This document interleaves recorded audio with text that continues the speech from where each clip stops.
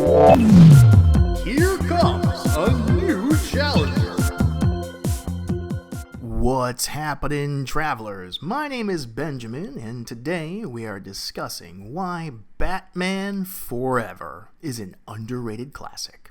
Before we dive into it, though, here's a little background on this film.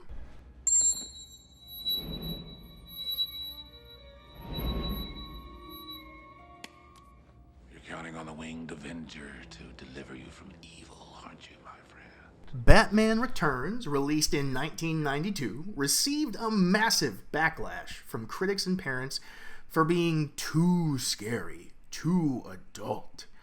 So, Tim Burton was no longer directing. He moved to the producer's chair. In his place, however, Joel Schumacher, directing the third film in the original Batman quadrilogy, Batman Forever.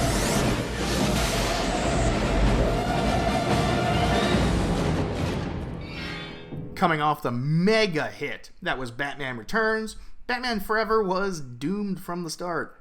Audiences who loved Batman Returns were expecting something similar, and the shock of what we got instead didn't hit fans the right way, even though the film itself made tons of buckazoids. However, this film is a wonderful addition to the Batman mythology, and we have certainly taken all it's given us for granted in the decades since its release. Here are 5 reasons why Batman Forever is an underrated classic, and why you should watch it. That is, if you'll spare my life for just a few moments.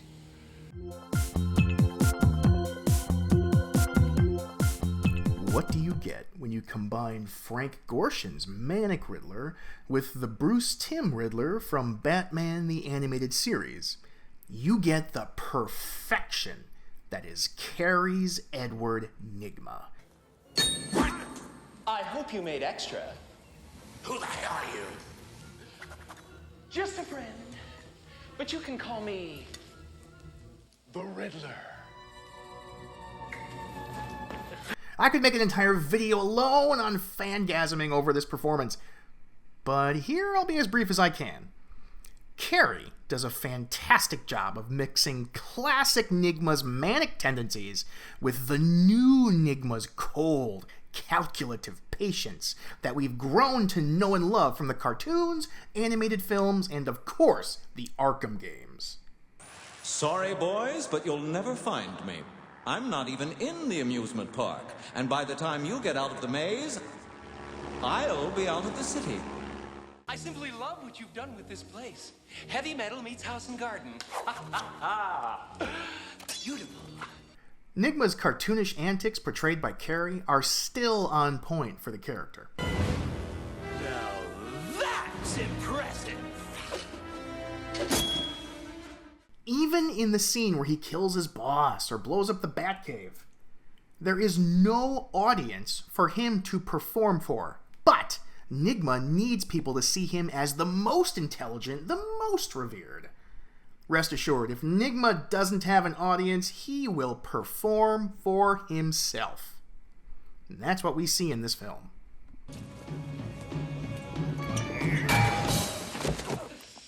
Caffeine will kill ya! In no other scene do we see both the manic side and the calculative side combine, becoming the true Edward Nygma, than in the scene where the Riddler was born, where Edward Nygma tortures and murders his boss. You are fired! Do you hear me? Fired!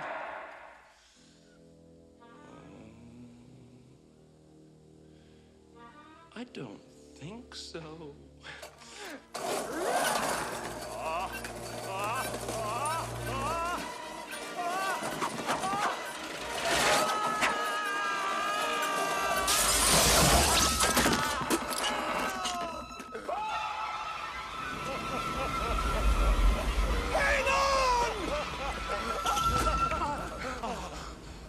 Fred!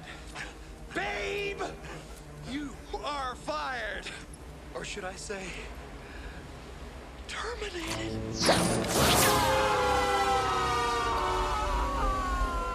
Before I move on to my next point, tell me this scene didn't scare you the first time you saw it? For if knowledge is power, then a god am.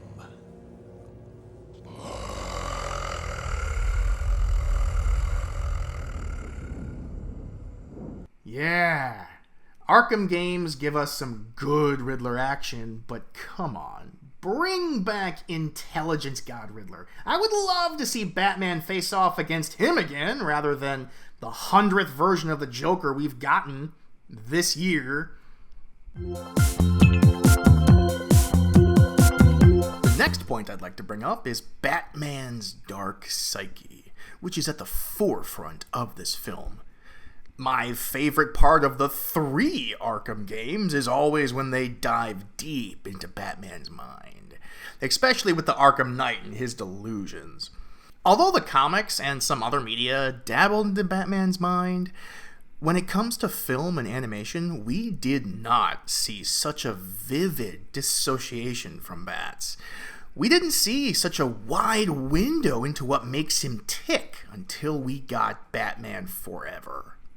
Also, Val Kilmer does a fantastic job of portraying a Batman who's now come to deal with the trauma from his past, creeping up on him like some kind of monster. In fact, we get to see a monster. This is one of the few times we get to see the King Bat, even though it's only in a hallucination. How he deals with it, how he deals with his own darkness, is not only brilliant, it's pure Batman. The next point I want to talk about, of course, is Robin. When it comes to live-action Robin, 2 actors come to mind, although there have been more even by the 90s. Burt Ward and Chris O'Donnell. Robin has not been done better since this film.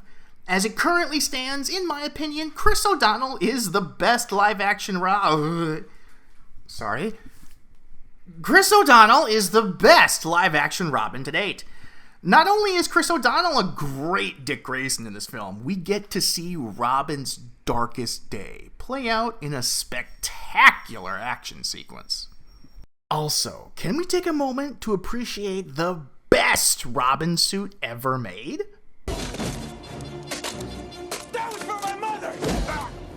My father!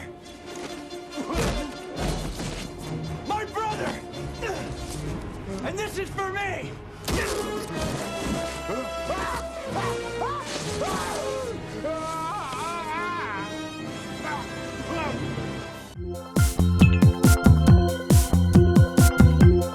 From the towering statues to the neon-lit streets, the 1950s retro-future Gothic style sings. It shines, it glows in every scene. The city itself adds a certain dark mystery to each moment of the film. Gotham is rocketing in full force here. Every room is Gotham, from the doctor's office to Arkham Asylum to Wayne Manor to that weird circus, all the way down to the cityscape. Each square inch of the background is 100% tailored to put the audience in Gotham. Not Chicago, not New York, not Detroit, not some other watered-down, weak-sauce city of drab, modern, blocky architecture. Gotham.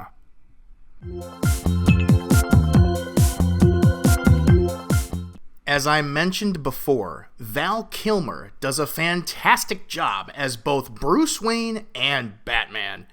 In hindsight, Kilmer is often outshined by Michael Keaton and Kevin Conroy.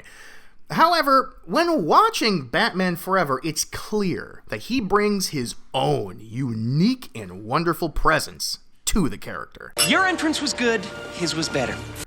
Kilmer offers a more introspective Batman. Although we've seen glimpses of his introspection previously, this is now a personality aspect that was permanently glued to the character since Batman Forever. And we see it further in animated shows, the Arkham games, and even carried over to both Battinson and Batfleck. Keaton brought a dark intelligence to the character to truly match wits with the most vile enemies of humanity. Kilmer portrays a Batman a bit further in his career, to where the darkness he fights against is wearing him down. Riddle me this. What kind of a man has bats on the brain? Digging an emptiness inside of him. How does Batman solve the riddle of his own demons? You'll have to watch this movie to find out. If you made it this far, thank you all so much for watching. I hope, at the very least, you'll dig up a copy of Batman Forever and give it a rewatch. And if you're watching it for the first time, even better. I hope you enjoy it. So, that's it for this episode. See you next time.